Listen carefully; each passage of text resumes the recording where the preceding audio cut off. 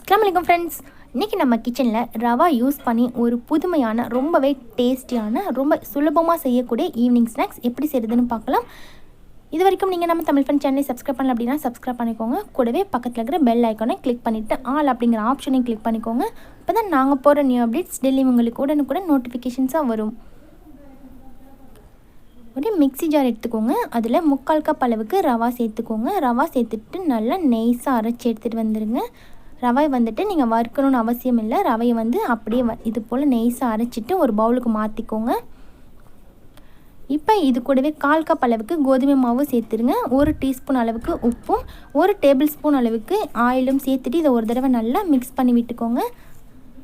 இதை நல்லா மிக்ஸ் பண்ணதுக்கு அப்புறமா இது கூட கொஞ்சம் கொஞ்சமாக தண்ணி சேர்த்து இதை நல்லா கெட்டியாக பிசைஞ்சு எடுத்துருங்க.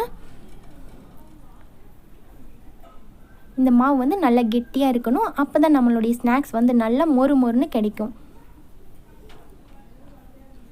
இது போல் நல்லா பிசைஞ்சதுக்கு அப்புறமா இது பாருங்கள், இந்த அளவுக்கு இருக்கணும் கெட்டியாக. இது போல் பிசைஞ்சதுக்கு அப்புறமா இதை க்ளோஸ் பண்ணி வச்சுருங்க. 20 நிமிஷத்துலேருந்து அரை மணி நேரம் வரைக்கும் அது நல்லா ஊறி வரணும். இப்போ ஒரு பேனில் 1 டேபிள் ஸ்பூன் எண்ணெயை நல்லா சூடு பண்ணிக்கோங்க. எண்ணெய் சூடானதுக்கப்புறமா 1/2 டீஸ்பூன் அளவுக்கு கடுகு, 1/2 டீஸ்பூன் அளவுக்கு உளுந்து சேர்த்துக்கோங்க. இது நல்லா பொரிஞ்சதுக்கப்புறமா இது கூடவே 1/2 டீஸ்பூன் அளவுக்கு ஜீரகம் சேர்த்து நல்லா பொரிய விட்டுக்கோங்க. இப்போ இது கூட ஒரு பெரிய வெங்காயத்தை நல்லா பொடியாக கட் பண்ணிவிட்டு சேர்த்துருங்க. வெங்காயத்தை 1 நிமிஷம் மட்டும் இது போல் வதக்கிக்கோங்க. வெங்காயம் வதங்கினதுக்கப்புறமா இது கூட 1 கப் அளவுக்கு ரொம்ப பொடியாக கட் பண்ண முட்டைக்கோஸ் ஆட் பண்ணிக்கோங்க. இந்த முட்டைக்கோஸ் கூடவே நீங்கள் உங்களுக்கு பிடிச்ச எந்த வெஜிடபிள்ஸ் வேணாலும் நீங்கள் ஆட் பண்ணிக்கலாம். இப்போ இது கூட 2 டீஸ்பூன் அளவுக்கு இஞ்சி பூண்டு பேஸ்ட்டும் சேர்த்துட்டு ஸ்லோவில் வச்சுட்டு நல்லா வதக்கிக்கோங்க. இப்போ இது கூட 1 டீஸ்பூன் மிளகாய்த்தூள், 1 டீஸ்பூன் மல்லித்தூள், அப்புறமா தேவையான அளவுக்கு உப்பு, 1/4 டீஸ்பூன் அளவுக்கு மஞ்சள் தூள், 1/2 டீஸ்பூன் கரம் மசாலா. இந்த மசாலா பொருட்கள் எல்லாத்தையும் சேர்த்துட்டு மீடியம் ஃப்ளேம்லேயே வச்சு இதை நல்லா மிக்ஸ் பண்ணி விட்டுக்கோங்க. இந்த மசாலா பொருட்களுடைய பச்சை வாசனை போகிற வரைக்கும் ஒரு 5 நிமிஷம் வரைக்கும் இதை வதக்கிக்கோங்க. இப்போ இது கூட லாஸ்ட்டாக 1 டேபிள் ஸ்பூன் அளவுக்கு கடலை மாவும் சேர்த்துக்கோங்க.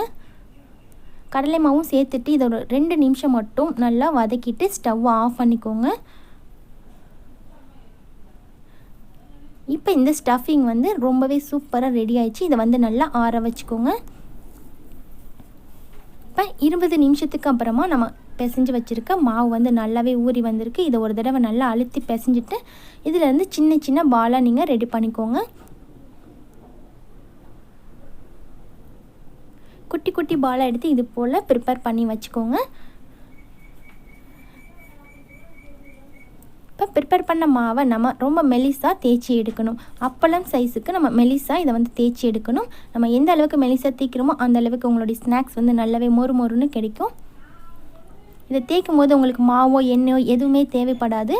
நம்ம அப்படியே வச்சு தேய்ச்சிக்கலாம்.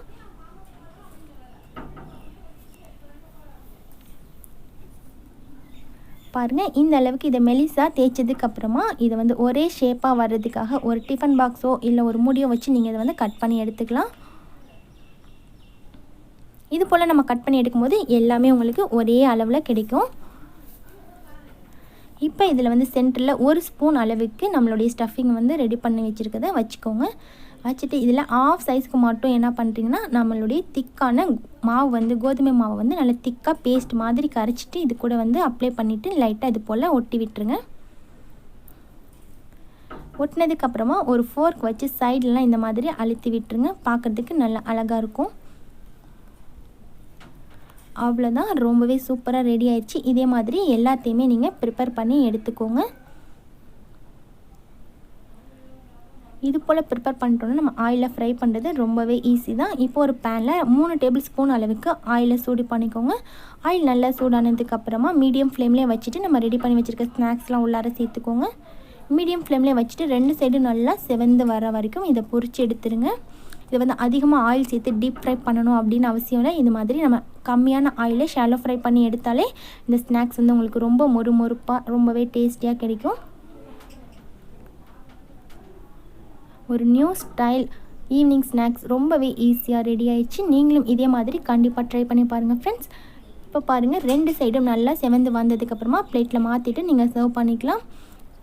இந்த ரெசிபி நீங்கள் உங்கள் வீட்டில் மிஸ் பண்ணாமல் செஞ்சு பாருங்கள். இது உங்களுக்கு பிடிச்சிருந்துச்சுன்னா லைக் பண்ணிவிட்டு உங்கள் ஃப்ரெண்ட்ஸ் கூட நிறையவே ஷேர் பண்ணிக்கோங்க. தேங்க்யூ.